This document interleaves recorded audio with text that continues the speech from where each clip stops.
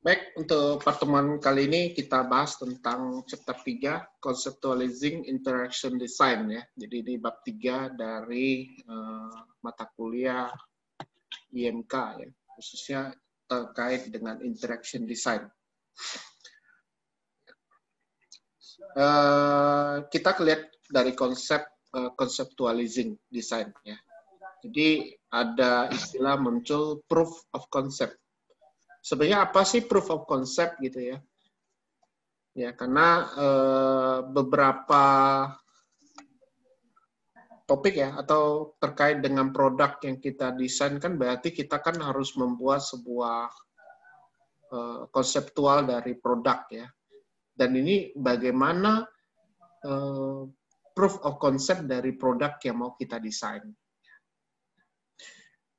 Ini why the need to conceptualizing design ya.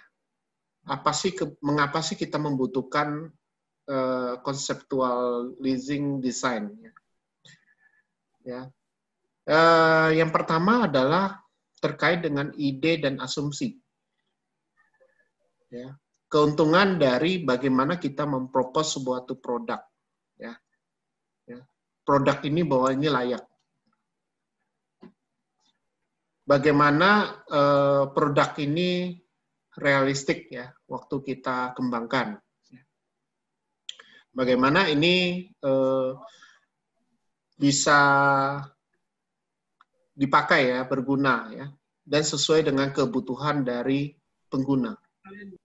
Ya, jadi ini adalah beberapa pertanyaan-pertanyaan yang menjadi ide awal dan menjadi asumsi kenapa kita memerlukan conceptualizing design. Nah, berangkat dari asumsi dan klaim ya.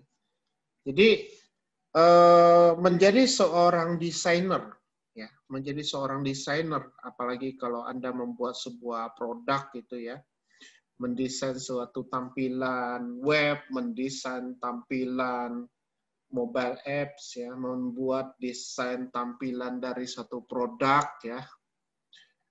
Apakah dia produknya berupa robotika atau yang lain gitu ya. Maka kita harus membuat suatu asumsi atau klaim bahwa ini muncul sebagai suatu desain yang baru. Ya. Di sini Anda diminta untuk mendefend dan mensupport ya. Bagaimana desain yang ini bisa menjadi penyedia desain yang Anda buat. Jadi ini nanti akan muncul ide ya. Waktu Anda mendapatkan satu project gitu ya, membuat satu project terkait dengan satu produk. Nah, pasti kan Anda berpikir, oh, tampilan saya mau seperti apa ya? Nah, biasanya untuk mendapatkan ide kan Anda cari-cari dulu ya. Contoh-contoh dari yang di internet gitu kan, Anda cari-cari ya. Kemudian Anda membuat satu ide ya dari contoh-contoh tadi, ya mungkin Anda menggabungkan beberapa model gitu ya, beberapa tampilan yang Anda rasa itu bagus. Nah, Anda klaim itu adalah desain Anda yang baru. Ya.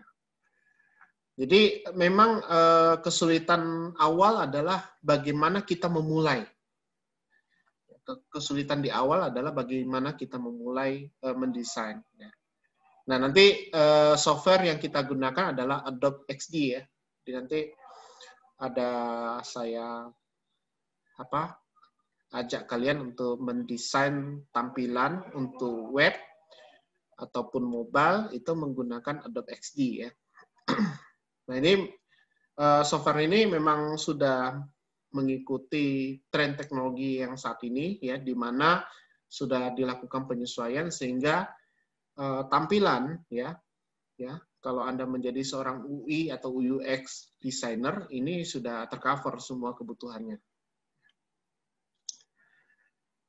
Dan ini kalau di dalam mendesain ya memang kita harus secara berulang-ulang ya, karena mendesain sesuatu memang kita butuh pengalaman ya, butuh butuh berkali-kali untuk kita mendesain sehingga ide ini akan makin muncul ya.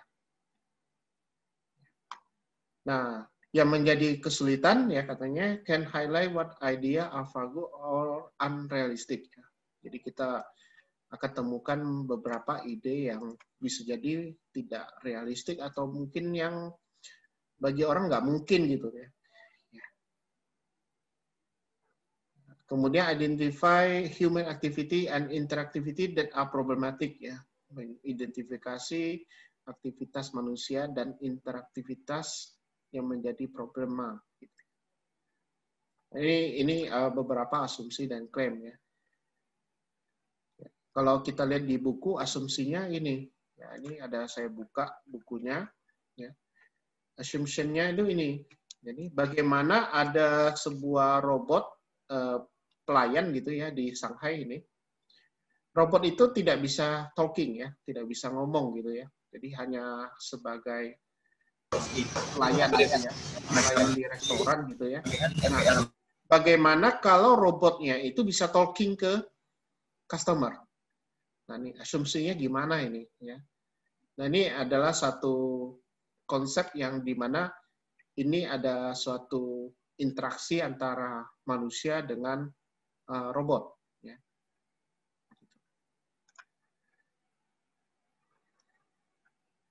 Kemudian asumsinya ya, taking something for granted when it need further investigation. Jadi kita asumsi ini adalah kita mengambil sesuatu ya yang kita dapatkan melalui investigasi atau penyidikan ataupun melalui pengamatan ya dan sebagainya ya.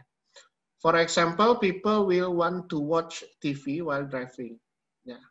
Padahal kalau kita tahu ya bahwa tujuan kita menyetir adalah untuk keselamatan ya, keselamatan sampai ke tujuan. Tapi kenapa di dalam mobil itu ada TV, ada musik, ya bahkan sampai sekarang ini sudah ada tren yang teknologi yang baru, di mana kita bisa buka email ya, buka video, tapi layarnya itu dari hologram. Jadi ada yang seperti itu ya, yang sudah teknologinya udah canggih. Ini asumsi-asumsi yang menjadi satu new design. Ya. Kemudian terkait dengan klaim. Ya, klaim itu berarti kita mengambil bahwa state yang kita pilih ya itu bisa kita apa ya? Ibarat kita tuh mengambil bahwa ini adalah produk kita gitu loh, klaim ya. Stating something to be true when it's still open to question dan bisa jadi dipertanyakan ya. Jadi ada beberapa hal ya. Nah, ini contohnya di sini adalah tentang controlling GPS. Jadi multimodal style of interaction for controlling GPS, one that involves speaking while driving is served. Nah, ini klaimnya. Nah, ini contohnya bagaimana dia membuat agar robot waiters itu bisa bicara kepada customer, ya, enhance their experience. Jadi kalau robot waiter itu awalnya adalah dia hanya mengantar makanan tapi tidak ngomong gitu ya. Nah, bagaimana bisa agar robot waiter ini bisa berbicara terhadap konsumen. Nah, ini kalau terkait dengan problem, ya benefitnya katanya. The robot could take order and entertain customer by having a conversation with them. Jadi katanya nih kalau keuntungannya, ya robot itu bisa mengambil order ya, mengambil order dari customer, kemudian bisa memberikan satu pelayanan terhadap customer dengan cara memberikan conversation pada mereka. Kemudian robot juga bisa memberikan rekomendasi kepada beberapa customer ya. Contohnya seperti restless children or fussy eater ya misalnya. Ini kalau untuk yang anak-anak yang Mungkin dari ini aja, misalnya dari orang yang badannya gemuk itu dikasih rekomendasi makannya ini gitu ya. Atau mungkin ada yang lain gitu. Ini banyak nih. Ya, semua ini hanya asumsi aja katanya ya. Karena mungkin saat sekarang mungkin sudah lagi dikembangin gitu ya. Cuman belum ada katanya, yang ada hanya baru robot waiters tanpa speaking. Nah, dari problemnya adalah it is difficult to recruit wait staff ya, who provide the level of customer service to which we have become accustomed. Jadi real problemnya adalah bagaimana kesulitannya dalam merekrut ya waiters ya yang bisa menyediakan level customer service. Ya. Nah, berarti real problem juga di desain ini, claim, ya, asumsi and declaim. Ya. Bagi robot yang ini. Karena ini kalau kita punya user experience terhadap robot ini, ya, robot ini dia mampu untuk enhance ataupun mengupdate knowledge-nya, ya, sehingga dia bisa speaking dan sebagainya, maka ini kita nggak perlu lagi waiters yang ramah tamah dan sebagainya. Ganti aja semua dengan robot. Tapi ini terus dikembangkan ya, karena ini kan sudah zamannya 4.0 ya. Maka ini bukan tidak mungkin ya, karena banyak robot sudah bisa menggantikan tenaga manusia. Ya. Bahkan di Singapura itu, khususnya di Bandara Changi itu sudah humanless ya, artinya sudah menggunakan robot-robot untuk proses tiketing ya dan sebagainya, sampai ke check-in dan sebagainya itu sudah tanpa human ya. Nah, working through assumption ya, many unknown needs to consider in initial stage of design project ya. Jadi dalam mengembangkan suatu ide desain yang baru itu memang kita harus berangkat dari asumsi ya katanya ya. Jadi kalau Anda mendesain sesuatu ya pikirkan dulu apa sih yang mau dibuat gitu kan. Nah, kira-kira kalau saya buat ini seperti apa ya tampilannya? Seperti apa sih gitu. Jadi dapatnya dari mana? Where-nya juga nih. Where do your idea come from? Ini sering ditanyakan pada mahasiswa ya. Jadi mahasiswa tuh sering buat project ya. Katakanlah misalnya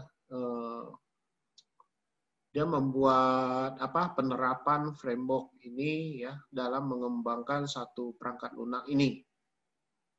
Idenya dari mana?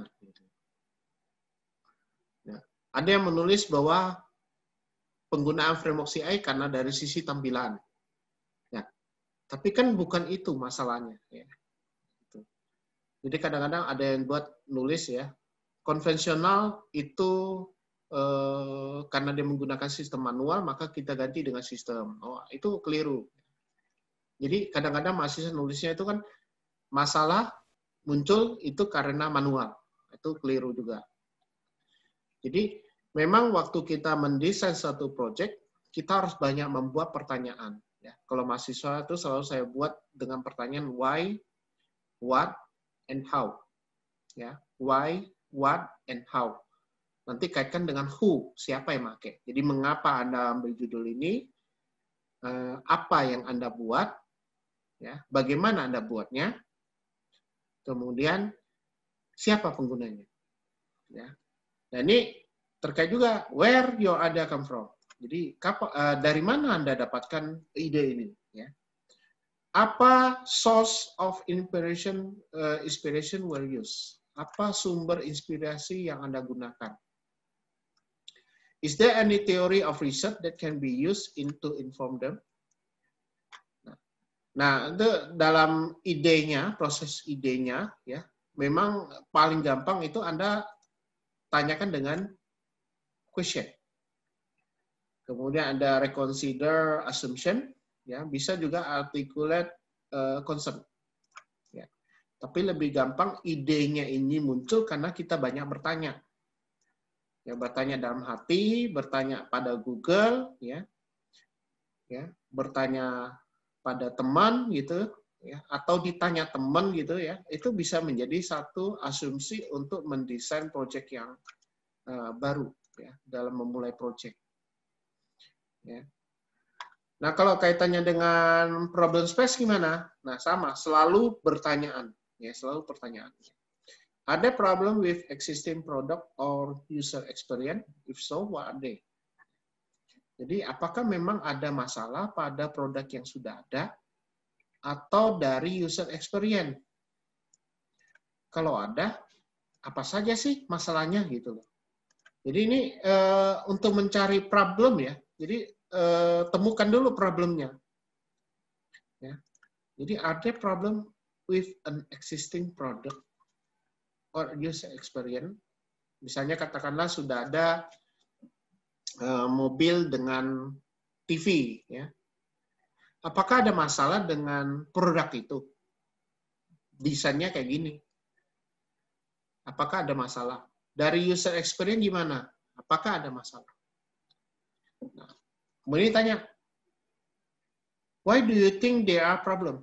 Mengapa Anda berpikir kalau itu ada masalah? Kemudian, how do you think your proposed design idea might overcome this? Jadi bagaimana Anda berpikir bahwa desain Anda yang baru nanti ini akan menjawab masalah ini? Jadi ini sama seperti di riset ya. Jadi problem ini penting ya. Temukan dulu masalah. Jadi kalau Anda riset kan gini, temukan dulu masalah di satu objek penelitian, ya. Barulah Anda ngangkat topik nih. Oh, saya ingin menyelesaikan penjadwalan menggunakan algoritma penjadwalan dengan genetik algoritma misalnya.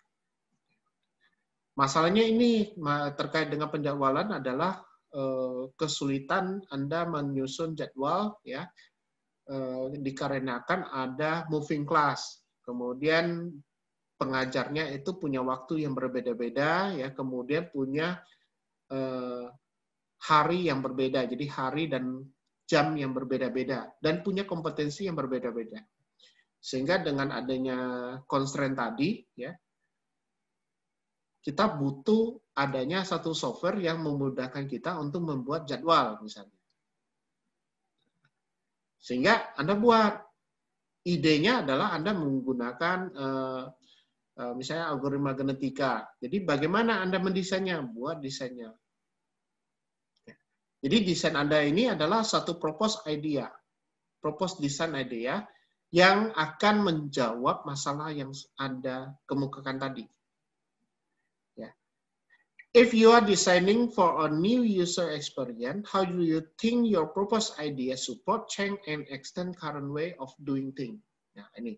Jikalau yang Anda desain ini digunakan untuk pengguna baru, ya, new user experience, ya, bagaimana Anda berpikir bahwa di ide desain yang Anda propose ini bisa support change dan extend current way of doing things? Jadi kalau misalnya saya mendesain nih sebuah aplikasi perangkat lunak menggunakan GA untuk penjadwalan, saya desain tampilannya kayak gini. Kemudian saya kasihkan ke pengguna yang baru, orang yang belum tahu apa-apa, ya, baru make nih. Ya, kebetulan orang itu disuruh untuk nyusun jadwal. Nah, bagaimana ide ini bisa mensupport atau bisa mengubah paradigma dari sang user bahwa ini cocok. Nah, ini. Nah, kadang-kadang memang kita sebagai seorang mahasiswa ya ataupun dosen yang mendapatkan project software ya, kadang-kadang kan kita hanya berpikir asumsi pribadi. Asumsi mindset kita aja sih. Oh, saya mau desain tampilannya kayak gini. Oke, tapi belum tentu orang lainnya make. Karena software ini akan berguna kalau digunakan. Banyak software dibuat orang, ya. Mahasiswa banyak buat software. Tapi yang digunakan oleh objek penelitian berapa persen? Ya. biasanya mereka hanya buat dipakai pada saat skripsi, setelah itu selesai. Project itu akan terbengkalai, tidak akan dilanjutkan. Nah, project yang bagus adalah yang produknya itu digunakan. Anda boleh hitung nanti, kalau dicek aja yang lagi nyusun skripsi sampai yang sudah sidang atau sudah eskom gitu ya, programnya itu dipakai sampai mana. Kalau hanya sampai sebatas skripsi, berarti proyek Anda gagal. Gitu. Nah, ini contoh activity ya. What were the assumptions and claim made about watching 3D TV? Nah, kalau sekarang teknologinya sudah ke 4D ya. Kalau ini masih 3D. 3D itu masih menggunakan kacamata 3 dimensi ya. Jadi dia nonton seakan-akan berada di dalam satu lingkungan di TV-nya ya. Seakan-akan hidup ya gitu ya. Nah, kalau yang 4D itu yang sudah ada gerakannya juga ya. Jadi kalau di film itu ada semprot cairan, aroma cairan itu juga kita rasakan. Nah, itu udah 4D ya. Ini asumsinya gimana sih terkait dengan Anda menonton sebuah film 3 dimensi ya. Realistiknya gimana sih? Nah, how realistic? There were no existing problem to overcome ya. What was proposed was the new way of the experience TV. Ini tergantung kita sih kalau kita menonton sebuah TV ya dari film yang 3 dimensi. Asumsinya people will enjoy and the enhanced clarity and color detail provided by 3D ya. Karena nanti asumsinya yang penonton itu akan merasa enjoy ya karena detail color ya dari 3 dimensi itu dibuat lebih detail ya dan nampak hidup. Ya. Jadi yang nonton tuh puas gitu. Klaimnya ya might not paying a lot more for new 3D enabled TV screen because of new experience. Jadi biasanya would not mind paying a lot more.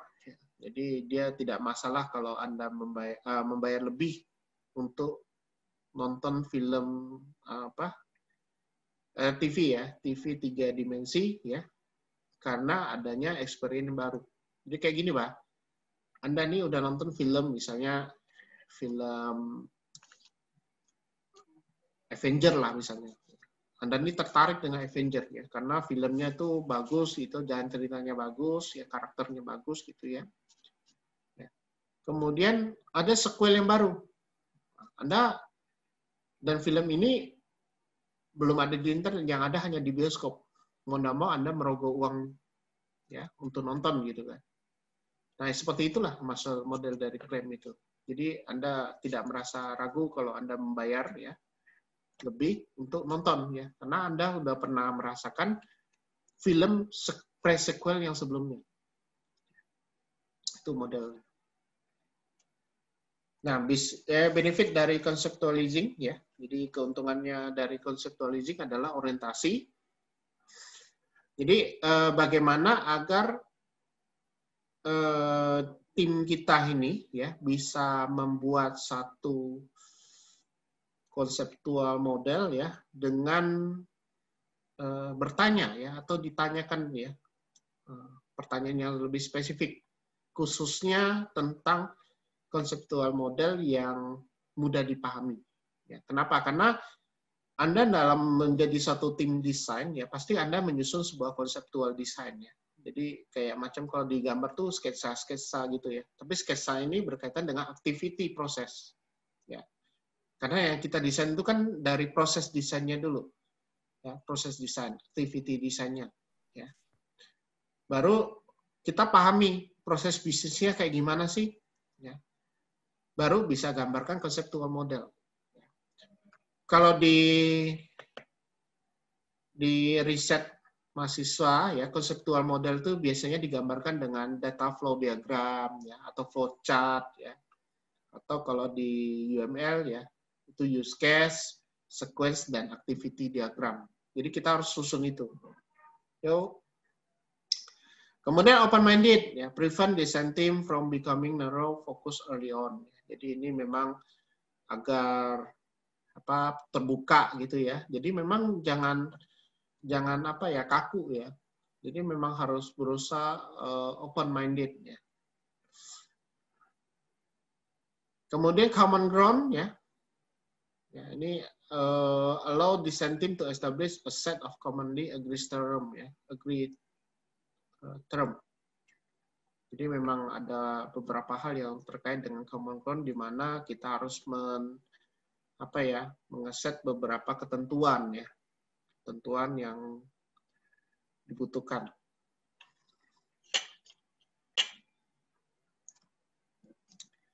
Oke, kita lanjut dengan design space ya. Having good understanding of the problem space, have informed the design space ya. Jadi terkait dengan behavior, kind of interface, functionality to provide. Ya. Ini kayak dulu waktu saya masih awal-awal belajar sistem operasi ya. Dulu mungkin zaman kalian tuh sekali punya komputer langsung Windows XP gitu ya. Kalau zaman saya dulu tuh Windows-nya masih Windows yang ini ya, 311 ya. Zaman saya dulu ya. Zaman saya dulu kuliah itu 311. Jadi tampilannya itu memang sederhana sekali. Kemudian berlanjut ke Windows 95. Habis itu ke Windows 98 ya. Nah, kemudian yang sampai ke second edition, saya udah merasakan banyak nih Windows-nya. Kemudian Windows 2000, Windows Millennium Edition, ya, Windows Vista, dan sebagainya. Nah, ini banyak sekali interface yang berubah. Ya. Ternyata memang ada beberapa problem space yang ada di Windows itu yang memang di-upgrade sehingga sampailah ke tahapan di Windows 10 ini. Ya. Misalnya kayak di Windows 7 ke Windows 8 ya, menu start-nya hilang, tombolnya. Ya, tombol menu start-nya hilang. Start menunya hilang ya, kalau nggak salah ya. Nah, sehingga bagi Windows 8 itu jadi nggak familiar lagi ya. Loh kok hilang ya menunya ya, menu start-nya ya, tombol start-nya hilang. Jadi akhirnya dikembangkan Windows 8.1 untuk memunculkan menu start lagi. Ya. Gitu. Sampai sekarang baru Windows 10 dan kembali lagi menu tombol start-nya gitu. Itu memang tergantung dari dari awal dia desainnya katanya nggak butuh tombol start gitu. Ternyata itu jadi satu masalah besar ya. Sehingga Microsoft memfixkan kembali sehingga muncul lagi tombol desain. Tombol start itu. Ya memang before deciding upon this, it is important to develop a conceptual model. Jadi conceptual model ini sangat dibutuhkan ya. Jadi sebelum Anda mendesain sesuatu ya bisa memfixkan suatu problem, memang Anda butuh conceptual model. Kalau kita lihat dari teori Johnson and Henderson, itu katanya conceptual model itu adalah high level description ya, of how a system is organized and operate. Jadi bagaimana sistem itu terorganisasi dan beroperasi. Kalau menurut Johnson Henderson juga ya, conceptual model enable designer to straighten on their thinking before they start laying out their widget. Jadi sebelum dia membuat layout widget ya, itu mereka sudah memfokus pada yang apa yang mereka pikirkan di conceptual model. Ya. Provide a working strategy and framework of general concept and their interrelation. Ya, ini kalau Anda bisa lihat di asal mula Xerox ya, Xerox itu komputer zaman dulu ya. Itu Anda bisa bayangkan tampilannya aneh loh. Ini saya ada baca bukunya nih.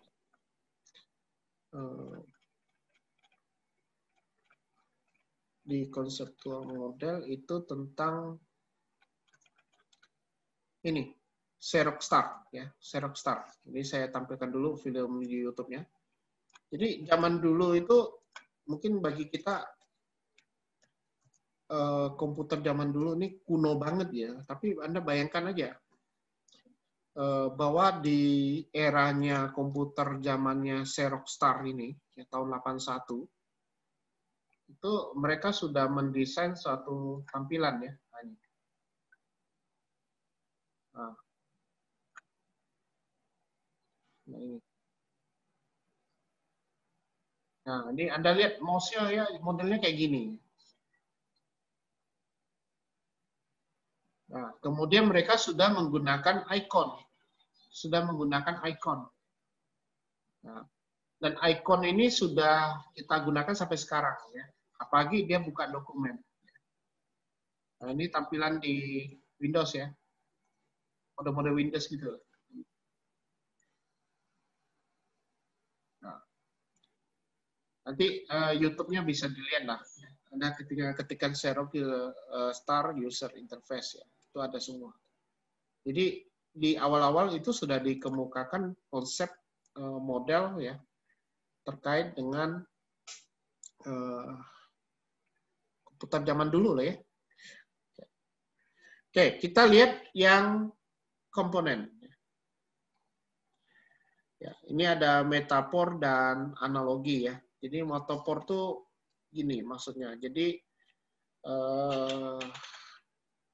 bagaimana kita membuat satu produk di mana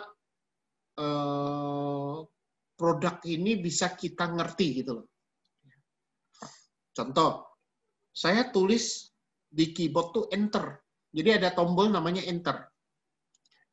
Kalau orang nggak tahu kan, taunya enter tuh masuk gitu kan. Diartikan masuk. Tapi kalau orang yang sudah tahu, metafor dari enter, tombol enter, itu artinya Anda menekan tombol enter itu adalah kursor, ya pointernya dari keyboard itu akan ke bawah, ya, membuat baris yang baru. Itu adalah enter. Atau saya tulis backspace. Backspace itu apa ya kan? Nah, kalau metafor zaman dulu adalah bagaimana dia membuat tombol ini bisa dimengerti oleh pengguna. Sehingga dia bilang backspace itu adalah menghapus satu karakter dari sebelah kanan ke kiri. Gitu ya. Nah itu loh. Tadi levelnya. Wah, ngomong yang jelas, anjing. Ya anjing. Buka terus. Mika kau dia, anjing kau Mika. Siapa itu? Oke, lanjut ya. Konsep people of exposed to the product ya. Jadi ini terkait dengan konsep bagaimana people ini dengan produk ya. Wah, kaget gua. Jadi ada rame nonton. Tahu. Ya, dilihat dari task, domain object, dan attribute and operation ya. Misalnya saving, revisit atau organizing ya. Jadi kayak gini lah. Saya pilih menu file, open dan sebagainya. Ini kan artinya kita udah tahu nih bagaimana kita melakukan segala aktivitas terhadap produk tersebut.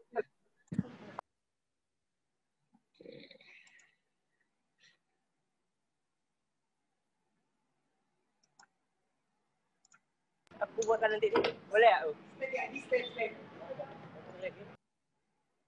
Tak ada tak. Bentar, ini all.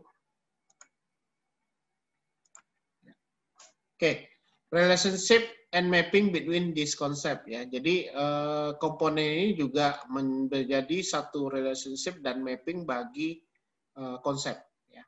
Jadi waktu kita membuat satu konseptual model, jadi kita juga bisa menggambarkan komponen sebagai relationship dan mapping dari ini konseptual model kita. Jadi waktu kita mendesainnya itu ya. Nah, contoh mendesain misalnya saya mau buat dari tampilan awal form login nanti kemana gitu ya. Itu relationship-nya. Ya.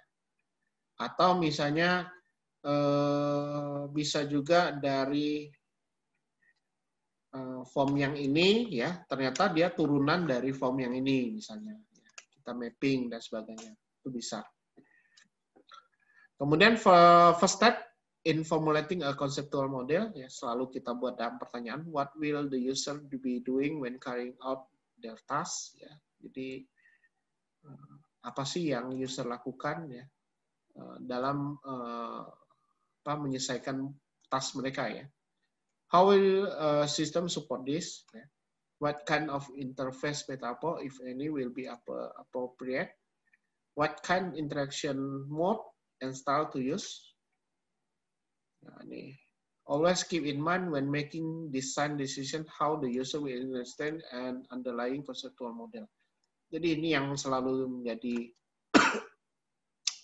apa ya first step in formatting a conceptual model. Jadi memang kita selalu tanyakan dulu ya apa sih keinginan dari user ya dan bagaimana user itu bisa make nanti software kita, sistem yang kita buat.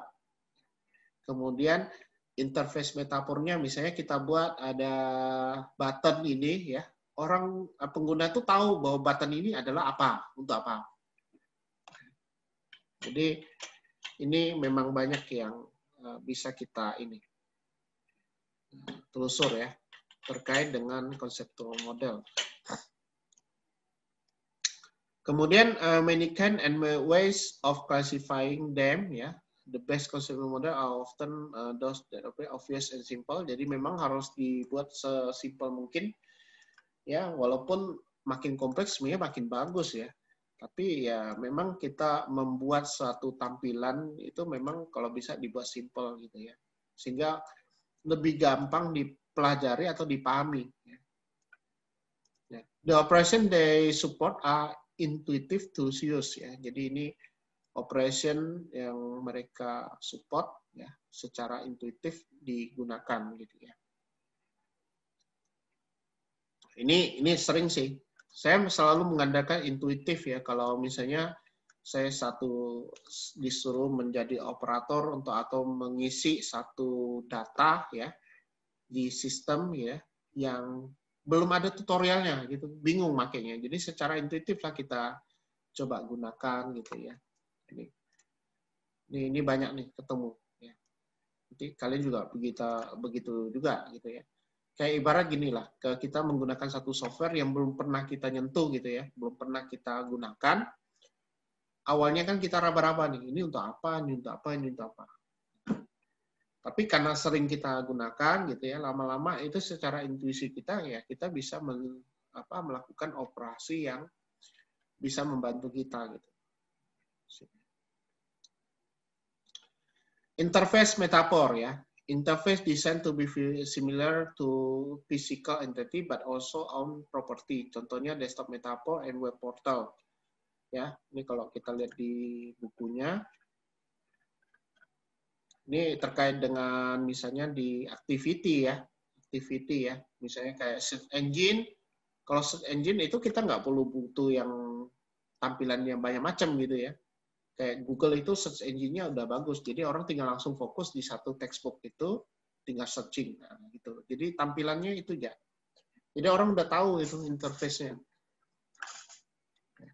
For example, desktop metaphor ya, terkait dengan desktop ya. Desktop ya tampilannya ada taskbar, ada icon, ada desktop ya. Web portal juga ya. Can be based activity, object, or combination of both ya. Jadi bisa berupa aktivitas, objek, atau kombinasi dari keduanya. Ya. Kemudian exploit user familiar knowledge. Bentar ya.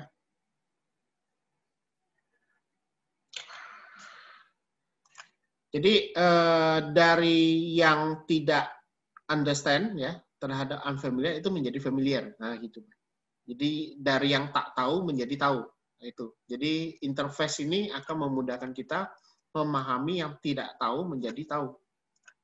Yang tidak biasa menjadi biasa.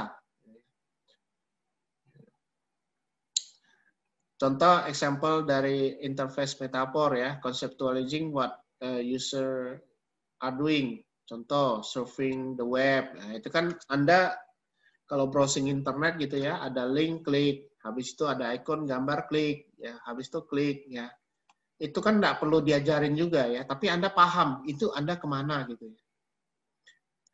Ada yang tanya, Pak, caranya download video dari YouTube gimana? Ya. Gampang, Anda buka Google, ketik aja cara download dari YouTube, video YouTube.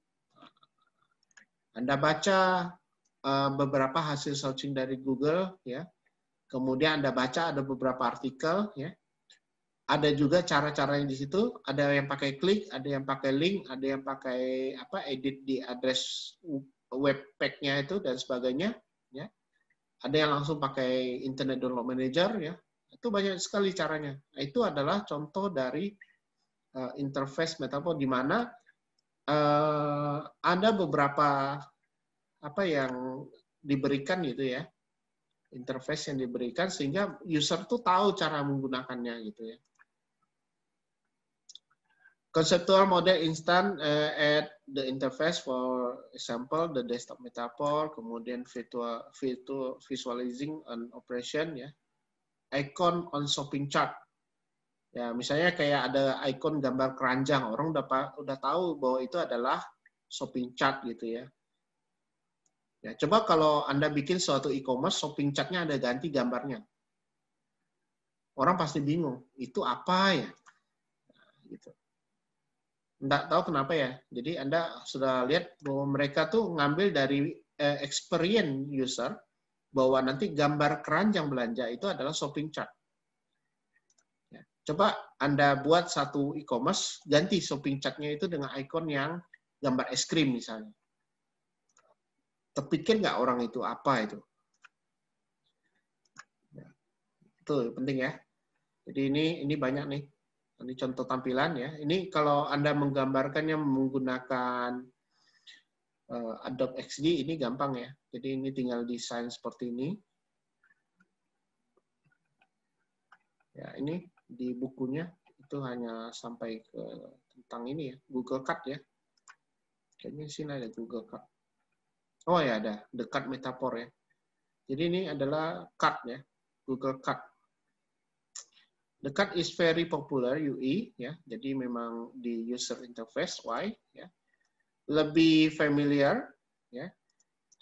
Can easy be flicked through short and temp. Jadi dari sisi model cut yang seperti ini lebih banyak digunakan ya di Jerman katanya nih. For restaurant recommendation in Germany.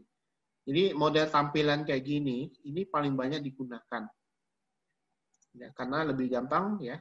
Structure content into meaningful chunk ya.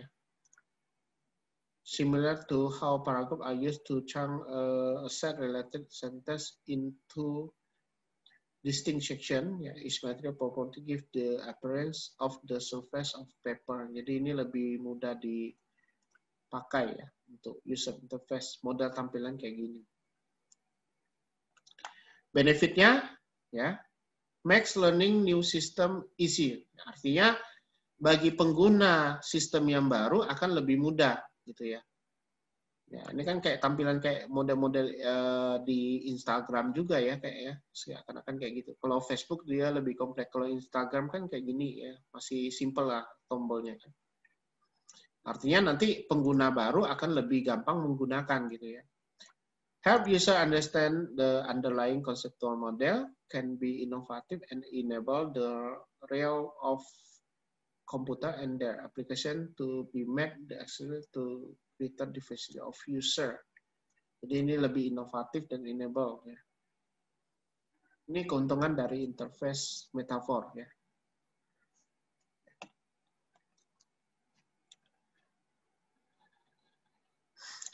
Kemudian problemnya terkait dengan interface metaphor ya. Ini break conventional and culture rule.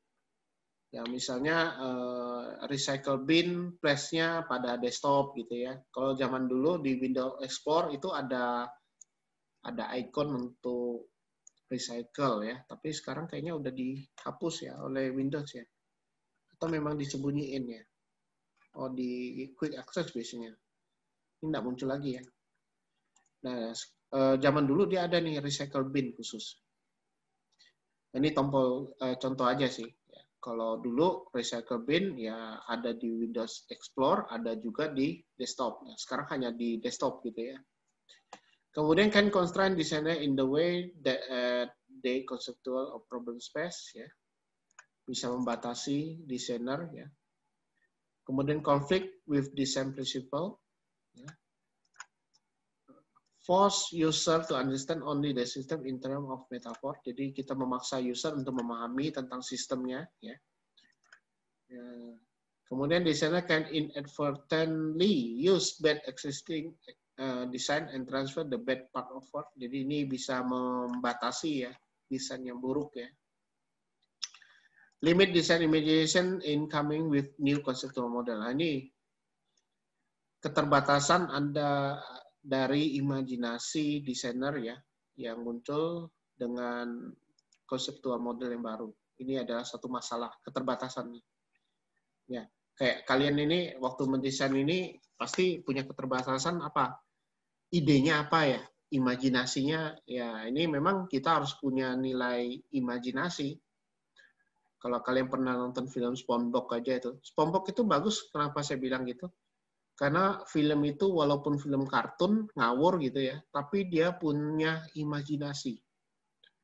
Kenapa saya bilang punya imajinasi? Anda bayangkan, ada satu segmen di film SpongeBob itu, dia berada di dalam sebuah kotak, ya, sebuah kardus itu, dengan si Patrick ya. Bayangkan dalam kardus itu dia punya imajinasi, ada sebuah bom jatuh. Dan efeknya hebat. Nah, itu bayangkan imajinasi loh di film. Nah, dan yang buat film SpongeBob itu imajinasinya hebat gitu ya. Ya, kenapa? Karena kalau Anda lihat film SpongeBob itu di Bikini Bottom ada awan-awan dan sebagainya kan. Padahal kalau kita real conditionnya nggak ada tuh awan di bawah gitu. Dan sebagainya. Jadi banyak sekali. Malah ada pantai ya, ada pantai di Bikini Bottom lagi kan, jadi lucu gitu ya. Dan dia tenggelam, jadi lucu imajinasinya. Tapi inilah yang kita bilang keterbatasan imajinasi yang menjadi problem di interface metafor. Ya, walaupun kalau saya ilustrasikan dalam bentuk film gitu ya, Anda pasti nanti akan ketemu yang namanya problem ya, pada saat kita membuat interface metafor. Jadi buat tampilan gitu ya.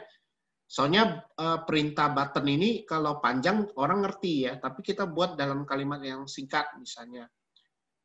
Misalnya saya buat kata sikat, sebuah button ya, namanya sikat. Sikat itu apa gitu ya? Ya, waktu kita arahkan mouse pointernya ke button itu langsung ditulis. Sikat adalah misalnya menghitung misalnya ranking misalnya. Nah, gitu. Muncul tooltipnya. Itu hanya apa ya? Terkait ini ya. Kadang-kadang ada yang kelirunya di situ. Nah, activity. Nah, ini Anda mendeskripsikan komponen yang terkait dengan conceptual model yang paling banyak digunakan di shopping website ya. Yaitu shopping chart, proceed to check out, one click, gift wrapping, cash register. Nah, ini banyak sekali activity yang memang terkait dengan ini di shopping. Ya, karena biasanya di website shopping atau e-commerce itu ya memang lebih banyak nanti Anda ke activity center design ya. Jadi Anda harus lebih banyak ke activity center design. Jadi harus lebih ke proses aktivitas ini.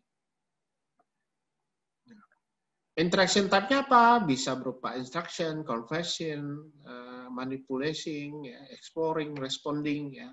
Jadi ada beberapa hal ya terkait dengan ini ya. Ya, misal conversing ya Anda perlu interaksi dari sistem kalau ada pertanyaan atau conversation ya, manipulasi dan sebagainya. Ya. Kalau terkait dengan instruction ya, instructing ya. When user instruct a system and tell it what to do, misalnya tell the time, print a file, or save a file. Jadi memang ada beberapa instruksi pada sistem ya. Jadi memang ada activity yang butuh, misalnya faktur ya. Faktur kita butuh cetak juga, ya print a file misalnya, atau kita simpan gitu kan. Very common conceptual model underlying diversity of device and system, misalnya word processor, VCR, vending machine. Ini ada sih di sini ya. Interaction type. Ya, di sini dikaitkan dengan vending machine ya. Jadi ada dua model vending machine. Ya, lebih enak sih yang mana sih? Kalau ini minuman, kalau ini makanan, snack gitu ya. Kemudian the main benefit is instruction support quick and efficiency interaction, ya, good repetitive kind of action performed on multiple object. Jadi lebih support kecepatan ya, cepat dan efisien, interaksi yang cepat dan efisien. Mana yang lebih mudah? Kalau yang ini minuman, kalau ini snack. Ya, ini tergantung sih. Waktu kita masukin uang, tinggal kita pilih aja minumannya. Conversing ya. Underlying model of having a conversation with another human. Ya. Kemudian Anda membuat simple voice recognition. Ya. Menu. Nah, ini contohnya kalau di handphone, smartphone kita tuh ada Google ya. Google Talk ya. Yang bisa kita manfaatkan. Atau kalau di iPhone tuh Siri ya. Kemudian example including timetables, engine, advice giving system, and help system. Jadi memang ada search engine, ada advice giving system ya. Itu kayak macam ini Pak, troubleshooting gitu, help gitu. Also virtual agent, chatbot, toys, pet, robot designed to converse with you ya. Jadi Anda mungkin ada ketemu satu web gitu ya. Dia muncul tiba-tiba ada chatbot twing gitu ya, muncul di sebelah kanan pojok bawah gitu, ada muncul semacam chat gitu, tapi kita perasaan tidak ada ngetik lah, atau muncul chatnya gitu. Nah, itu chatbot namanya ya. Ini boleh nih, tinggal tambahkan aja sebuah modul chatbot ya. Jadi kalau di e-commerce itu sangat butuh ya, karena kalau kita email kadang-kadang susah balasnya, jadi lebih gampang kalau kita chatbot ya. Nah, biasanya yang balas tuh sistem ya, chatbot ya. Kalau ini paling banyak contohnya di ini, kalau Anda punya hubungan ke penyedia hostingan ya, penyedia hostingan biasanya udah pasang chatbot. Nanti kalau ada yang ngechat di botnya, nanti bot ini akan memberikan notifikasi pada customer service. Nanti selanjutnya baru yang chatting itu ada customer service, bukan chatbotnya lagi. Jadi mungkin awal-awal dikasih chatbot dulu. Jadi untuk memberikan satu konsultasi atau conversation. Pro dan kontra dari conversational model ya. Allow user, especially novice, to interact with a system a way that is similar to them. Jadi kalau untuk user katanya terutama yang pemula itu bisa memudahkan interaksi terhadap sistem. Ya, jadi bisa membuat mereka lebih comfort, at easy, less scare ya, tidak takut gitu ya. Nah, kontranya misunderstanding. Ya, system doesn't know how to parse what the user say. Jadi yang menjadi misunderstanding adalah sistem tidak tahu apa yang diinginkan user. User ngomongnya ini, yang sistem pahami yang lain. Jadi ini kontranya. Contoh, voice assistant can misunderstand what children say. Ya, bayangkan kalau hanya anak-anak yang ngomong ya mungkin dari sistem pasti akan keliru menanggapinya. Jangankan gitu, waktu kita pakai Google Talk aja, saya ngomong ini, ya, kadang-kadang kalimat yang ditranslatekan, ya mungkin karena logat kita, atau mungkin karena conversation kita jelek gitu ya, Sehingga dari Google itu akan menerjemahkannya itu ke bahasa Inggris keliru. Nah, itu. Tuh, mungkin Anda boleh coba nih. Saya ada satu software lagi ya. Jadi kalau saya mau nonton film Korea tuh, saya tinggal dekatkan aja software penerjemahnya, misalnya dari Korea ke bahasa Inggris. Karena belum ada Indonesia ya, Indonesia belum support ya. Jadi hanya bahasa-bahasa internasional yang umum.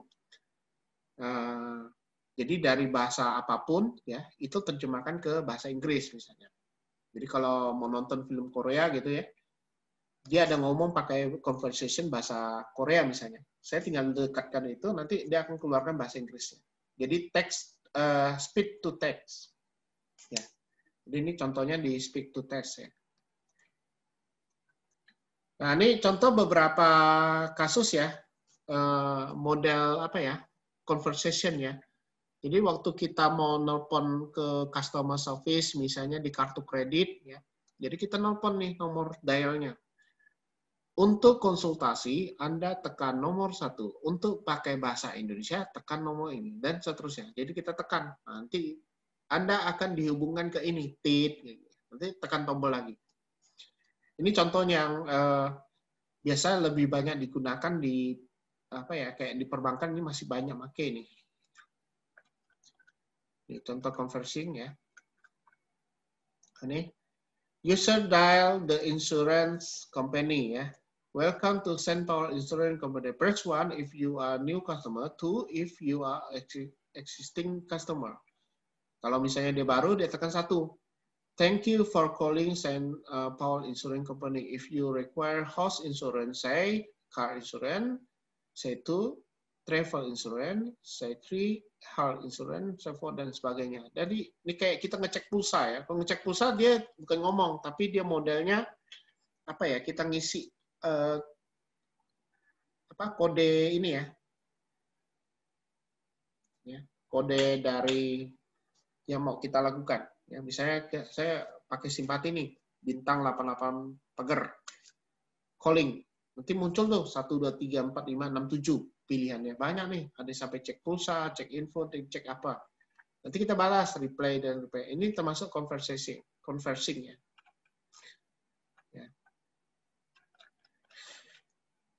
Ya. Kemudian manipulating ya. Yang berikutnya adalah manipulating ya, info dragging, selecting, opening, closing, and zooming action on virtual object. Ya. Jadi kita mendrag, menseleksi, opening, closing, zooming ya. Kalau ini kita zooming ya,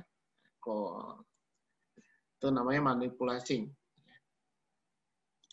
Exploit user knowledge of how they move and manipulate in physical world. Nah, contohnya juga ini ya, can involve action using physical controller like Nintendo Wii or Microsoft Kinect. Jadi kalau Anda punya perangkat gaming Nintendo Wii atau Kinect gitu ya, Anda bisa mengontrol berdasarkan gerakan Anda ya. Ini banyak nih. Sekarang sudah trennya arahnya ke situ ya. Jadi sudah memanfaatkan VR, virtual reality. Jadi kalau Anda menjadi seorang karakter di game ya, Anda memakai kacamata VR, kemudian Anda menggunakan Microsoft Kinect atau Nintendo Wii, ya Anda di dalamnya berinteraksi. Jadi Anda main game itu seakan-akan Anda yang bermain langsung. Jadi kalau nembak ya benar-benar macam nembak gitu kan. Kalau berperang ya katakanlah Anda bermain pedang ya Anda seakan-akan menggunakan pedang di dunia Anda gitu. Take physical object, for instance, ball, they are manipulating and physical world result in physical digital event. Ini contohnya di animasi. Ya, direct manipulation-nya ya bisa continuous, ya bisa physical action, bisa rapid reversible action. Ini yang direct manipulation. Jadi modelnya bisa continuous, bisa physical action, ya. Bisa juga yang modelnya reversible. Ini kalau kita lihat di sini, manipulatingnya itu adalah yang, enggak di sini ya. Di ini. Jadi kalau kita main game itu seakan-akan memang kita ada manipulasi di situ ya. Yang ini yang saya lakukan ini udah termasuk manipulating ya. Jadi saya melakukan scroll bar ini, scroll ya, atas ke bawah, bawah ke atas, itu udah manipulating. Novice can learn the basic functionality quickly ya. Jadi pemula itu bisa belajar fungsi basic secara cepat ya. Kemudian user ya experience dapat bekerja secara ekstrim ya, cepat ya. Dalam menyelesaikan task ya. Terutama mendefinisikan fungsi baru dan seterusnya ya. Jadi ini banyak keuntungannya kalau Anda melakukan direct manipulation. Nah, ini kalau kelemahannya ya, atau yang menjadi apa ini? Ya, some people take metaphor of direct manipulation too literally ya, lebih banyak ke secara literasi. Not all tasks can be described by object and not all action can be done directly. Jadi ini yang paling utama nih. Tidak semua task itu bisa kita deskripsikan dengan objek dan tidak semua action dapat kita selesaikan secara langsung. Contoh ya, some tasks ABT achieved through delegating, misalnya spell checking. Spell checking kita harus menggunakan delegate. Kenapa? Karena nanti pakai software. Nggak mungkin Anda spell checking langsung kan. Can become a screen space gobbler. Ya. Moving a cursor using a mouse or touchpad can be slower than pressing function key to do the same action. Jadi ini beberapa disadvantage of DM ya. Kayak Anda, Bah, melukis di komputer itu lebih enak pakai mousepad atau pakai pen. Ya.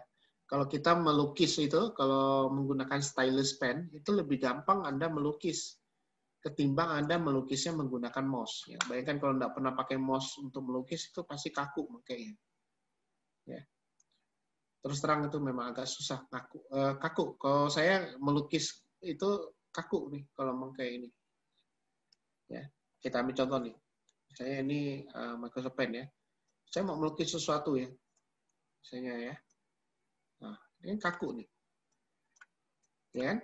Bisa kebanyakan, tapi kalau Anda menggunakan stylus pen ya itu mungkin lebih simple gitu, lebih mudah Anda gerakkan daripada menggerakkan mouse atau pakai mousepad. Nah, ini pakai mousepad nih.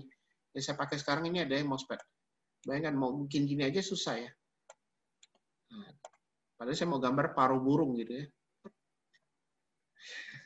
Ini contoh aja sih untuk direct manipulating ya. Hanya untuk tampilan untuk Anda.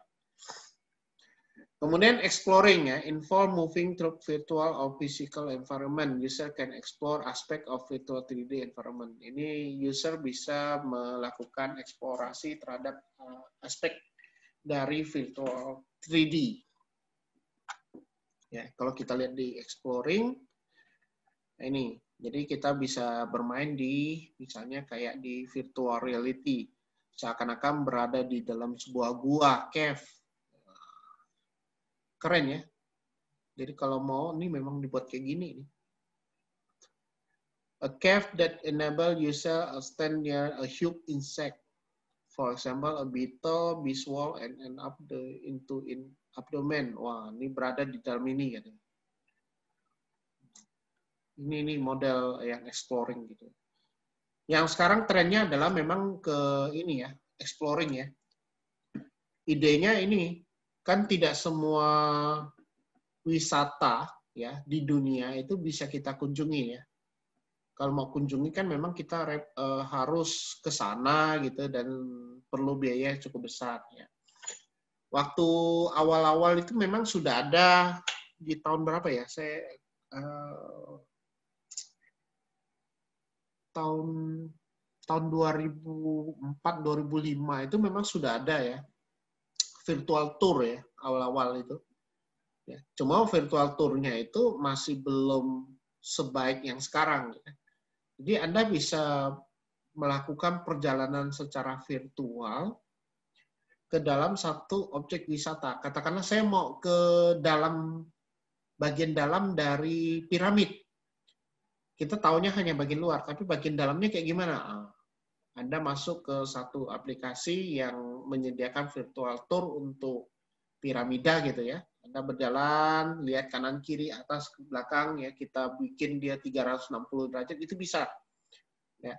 Kemudian kita berjalan, ya kayak Google Map lah. Google Map itu sudah mirip-mirip sih, cuman Google Map itu masih hanya sebatas luar. Kalau misalnya kita Google Map itu udah bisa masuk rumah juga. Dalam rumah itu ada isi apa juga. Nah, itu termasuk yang kita namakan dengan virtual 3D yang itu yang kita mau. Physical environment can also be embedded with sensor that when detect the presence of someone will trigger digital and physical event to happen. Jadi memang ada embedded dengan sensor, ya. Karena ini sudah bermain di IoT, sudah bermain dengan pervasive computing, ya, bisa kategori dengan apa ya, ubiquitous ya. Sebenarnya ini udah mainnya ke ubiquitous, pervasif, ya, sudah apa ya, wearable juga, wearable computing dan sebagainya. Ini udah tren teknologi yang saat ini ya. Many example in virtual environment, including city, park, building, room, and dataset, enable user to fly over them and zoom in, zoom out in different parts. Jadi ini sudah banyak yang buat ini ya. Ya contohnya Google Map lah, lebih gampang ya. Jadi Anda nge-zoom tempatnya, kemudian Anda kalau apa misalnya mau cari satu toko gitu ya, ya paling tidak ya kita mengandalkan data dari Google Map, kita seakan-akan jalan di jalan itu, lihat kanan kiri, mana tokonya, jalan lagi, mana tokonya, jalan lagi. Ya setidaknya ini memudahkan lah. Ya, ini kalau yang tidak paham, ini harus coba sendiri nih. Ini sudah ada kok. Jadi bagaimana kita bisa melihat kehidupan itu dari VR ya. Jadi kita bisa melihat kehidupan tentang kumbang ini ya, insek atau apa gitu bisa dari ini. Bahkan yang keren tuh yang membuat lukisan ya, membuat lukisan dengan VR. Jadi untuk menikmati lukisan ya kita harus melihat dari berbagai sisi ya. Ada orang yang buat itu ya. Sekarang seniman sudah buatnya seniman virtual namanya. Ya. Jadi karyanya itu bisa dinikmati secara virtual. Jadi nggak langsung berupa lukisan nyata gitu lagi ya, tapi sudah lukisannya virtual. Itu udah mulai banyak yang seperti itu. Jadi sekarang trennya udah berubah. Arahnya sekarang sudah ke virtual seperti itu, yang udah teknologi. Ya, bagaimana kita mengekspor data in VR ya, mau lihat galaksi ya bisa aja kita pakai teknologi VR gitu ya. Seakan-akan itu kita berada di dunia di luar bumi misalnya, kan kita juga bisa buat seperti itu ya. Kemudian responding ya, system take the initiative to alert user to something that it thinks is of interest. Ya, sistem itu bisa mendeteksi lokasi or presence of someone in vicinity knowledge on their phone or watch. Ini kaitannya dengan wearable device ya. Artinya sekarang perangkat-perangkat ini sudah bisa kita pakai ya, sudah bisa kita kenakan di dalam tubuh ya. Saya lihat sudah banyak yang pakai Apple Watch ya, taruh di ininya, kemudian di cincin juga ada ya. Jadi cincinnya itu bisa berupa handphonenya itu berupa cincin gitu ya.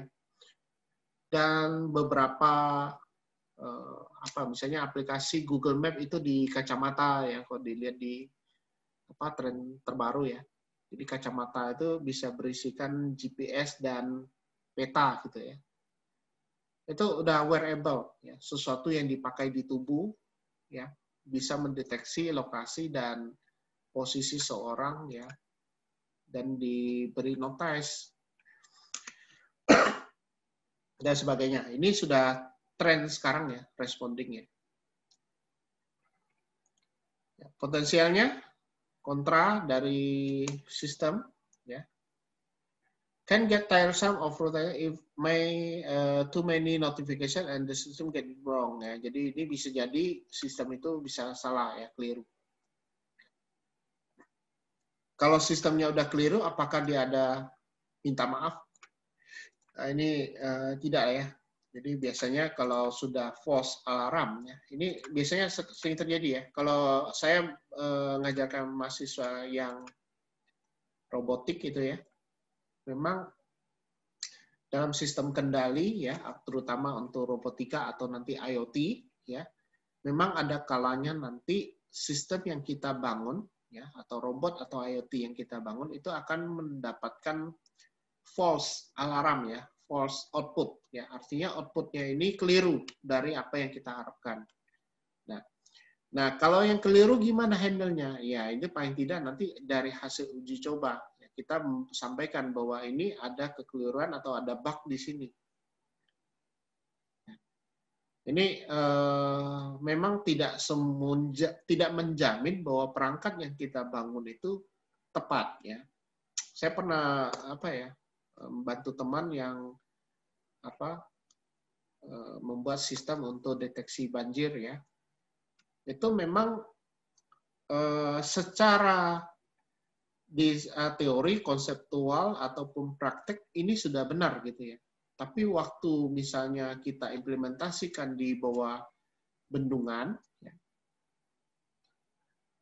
ada kondisi di mana perangkat ini tidak bisa bekerja secara maksimal ya, karena waktu kita uji itu di air yang tenang, ya. Tapi waktu di bendungan kan airnya lain. Air riaknya itu kan ada yang laju, ada yang lambat, ada yang gimana. Sehingga bisa jadi ini jadi false alarm. Ini jadi satu masalah. Jadi karena muncratan airnya itu tinggi, dianggapnya itu banjir. Nah, misalnya gitu ya. Nah, ini terkait dengan choosing the interaction type ya. Jadi direct manipulation is good for doing type of task, for example design. Jadi ini contohnya direct manipulation ini akan baik digunakan terutama pada saat kita mendesain, melukis, drawing, flying, driving, or sizing windows. Ya, jadi kalau saya kecil besarkan ini adalah contoh direct manipulation ya, yang seperti ini ya. Issuing instruction is good for repetitive tasks, ya, for example, spell check and file management. Ini untuk yang instruction for good repetitive task. Jadi kita delegasikan kepada sistem, ya. Kemudian having conversation is good for a certain service, ya, finding information or requesting music, gitu ya. Ini kalau untuk yang terkait dengan conversation. Kemudian hybrid conceptual model are good for supporting multiple carrying out the same action. Jadi ini lebih bagus kalau kita hybrid ya untuk interaction type. Kita lihat di sini interaction type-nya. Ya memang kita banyak menggabungkan ya. Di sini contohnya adalah Google Lens in action. Ini untuk yang responding ya. Kalau gabungan semua ini termasuk sesuatu yang baik ya. Ya, different between interaction type dengan interface style ya. Jadi harus kita bedakan antara interaction type dengan interface style ya. Jadi untuk interaction type ini tipe interaksinya memang terkait dengan instructing, talking, browsing, dan responding. Kalau interface ini adalah yang berkaitan dengan bagaimana kita membuat interaksinya ya, jadi tampilannya. Ya. Contoh command, menu base, gesture, or pause. Kalau yang ini kan ke activity, jadi interaction type itu ke activity. Kalau interface ini lebih ke produknya ya, produknya. Jadi interface dari produknya. Kalau ini ke activity, ini ke interface produk. Many kind of interface style available. Nanti di chapter 7, ini pas pertemuan 7 ya. Nanti. Ya, jadi ada dari command, speed, data entry, form fill in ya. Jadi untuk interface itu nanti dari sisi command, speed, data entry ya. Data untuk input itu memang ada style-nya ya, ada style yang memang harus kita ikutin ya, kayak form fill in, query, graphical, web, pen, augmented, dan gesture. Ada source, ya, conceptual knowledge that is used to inform design and guide research include paradigma, vision, teori, model, dan framework. Jadi ini ada beberapa source yang mendukung untuk konseptual model ya. Jadi untuk konseptual model memang kita ada menginkludkan paradigma, vision, teori, model, dan framework. Ya. Paradigma ini adalah inspirasi untuk konseptual model. Ya, jadi untuk paradigma memang sangat penting ya. Dan ini banyak diadopsi pada komunitas ataupun researcher ya. Sudah banyak dipakai ini paradigma ya. Contohnya ya share assumption, concept, value, and practice for example desktop ubiquitous computing in the world dan sebagainya. Paradigma itu penting ya. Contoh paradigma di dalam human computer interaction itu ada ubiquitous computing. Apa sih Pak ubiquitous computing nih? Ya, makna dari ubiquitous itu artinya komputasi ini bisa di mana-mana, bisa kapanpun, bisa apapun gitu ya. Karena turunan dari ubiquitous computing ini kan dari konsepnya ini ya, Moore's law ya. Karena Moore's law itu pernah mengatakan bahwa masa depan seluruh alat elektronik itu akan saling terhubung dan dikontrol ya pada sebuah komputer secara otomatis. Gitu. Jadi ubiquitous. Ya. Kalau pervasif itu apa? Ya sebenarnya mirip dengan ubiquitous ya, karena pervasif ini adalah satu ya, lingkungan di mana sejumlah teknologi komputer itu digunakan dan menyatu ya di dalam objek dan aktivitas manusia sehari-hari. Jadi sehari-hari itu orang udah pakai teknologi komputer ya. Ya contoh pervasifnya itu adalah penggunaan misalnya kayak di RFID ya. RFID itu banyak dipakai itu. Kemudian wearable computing. Ini yang tadi udah sempat disampaikan, yaitu komputer yang dipakai ya dan dikenakan pada tubuh manusia. Ya, contohnya kayak di smartwatch ya, kemudian apa gitu. Cincin yang bisa jadi handphone, kemudian kacamata yang punya GPS dan peta dan sebagainya gitu ya. Kemudian IoT, Internet of Things. Ini ya konsep yang bertujuan untuk memperkuat manfaat dan konektivitas internet yang secara tersambung secara terus-menerus ya. Ini. Jadi kayak kita bikin smart home gitu kan ada koneksi internet gitu ya.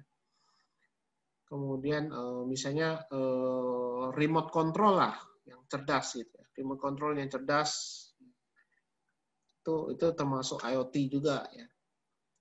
Karena sekarang IoT lagi berkembang nih. Banyak orang yang buat ke smart home ya. Itu untuk contoh dari paradigma baru ya, dari human computer interaction.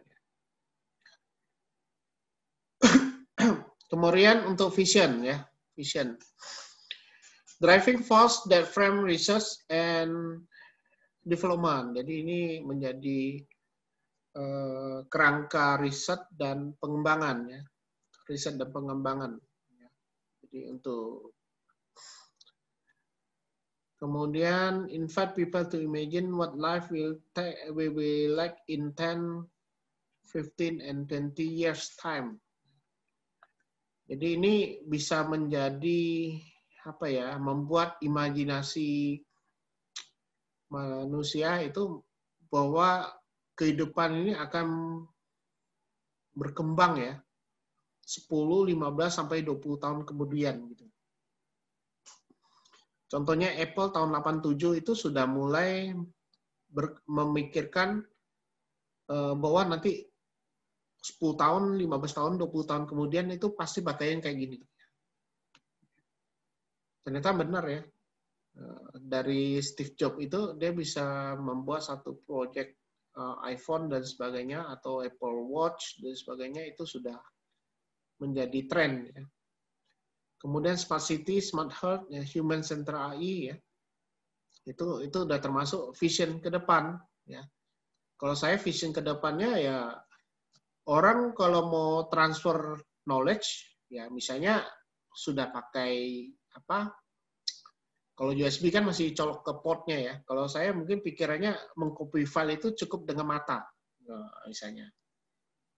Jadi ada dua komputer, ini file ini atau folder ini saya mau pindahkan ke komputer lain. Jadi anggap aja dengan mata. Dengan mata saya mandang ke situ, filenya udah pindah gitu. Nah, itu mungkin ke depannya ya. Kita tunggu aja ya 20 tahun kemudian ya. Atau misalnya apa ya? Ini harus banyak ngandai-ngandai. Kalau nggak ngandai-ngandai, nggak mungkin buat ini. Jadi Anda harus punya imajinasi, karena itulah vision ya. Vision ke depan. Misalnya TV nggak perlu lagi ganti semua hologram. Jadi semua manusia akan memakai perangkat yang dipakai di dalam tubuh. Jadi komunikasi handphone itu semua ada di tubuh manusia. Jadi nggak perlu bawa handphone lagi. Ya, tinggal tekan telapak tangan langsung muncul hologram dan itulah smartphone Anda misalnya. Itu mungkin bisa terjadi nanti ke depannya.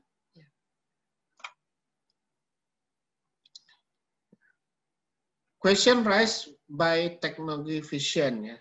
How to enable process to access and interact with information in their everyday life. Ya, kemudian bagaimana Anda mendesain user experience where there is no obvious user control. Ini banyak beberapa pertanyaan yang akan muncul pada saat Anda mendesain menggunakan ya, pandangan vision. Ya. Ya, how to ensure. Nah, ini banyak nih. Pasti berpikir. Kalau saya mengembangkan sesuatu, pasti banyak orang nanya. Misalnya, saya bilang, saya buat satu kalimat aja. Misalnya, komputer masa depan adalah komputer yang bisa dipakai manusia dan dipakai langsung pada tubuh manusia. Jadi manusia tidak perlu membawa handphone lagi, semuanya ada di dalam tubuh. Nah, pasti kan muncul pertanyaan, gimana Pak caranya? Kayak gimana ya tampilannya? Nah, kan pasti muncul-muncul gitu ya. Selalu akan muncul bagaimana sih, apa sih gitu. Nah ini akan muncul seperti ini.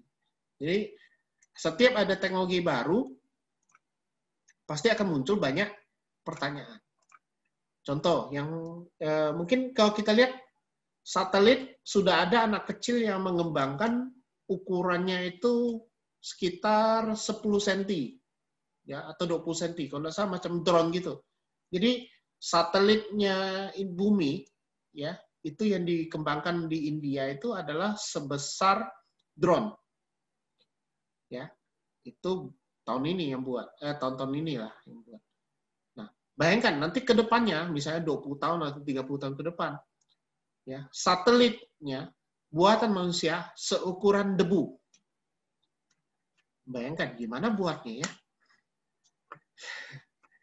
Ya, karena ini muncul pada saat kita teknologi visionnya ini.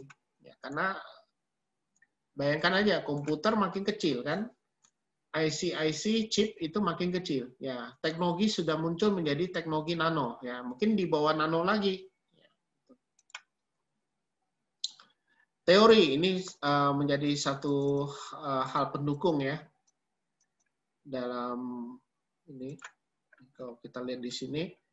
Paradigma, vision, teori, model, dan framework itu menjadi pendukung di konseptual model ya. Sebenarnya ada video ya, cuma nanti silakan Anda browsing aja di internet, di bukunya ada kok, jadi tinggal dibaca aja. Tidak keluar jalur gitu ya. Teorinya juga ada.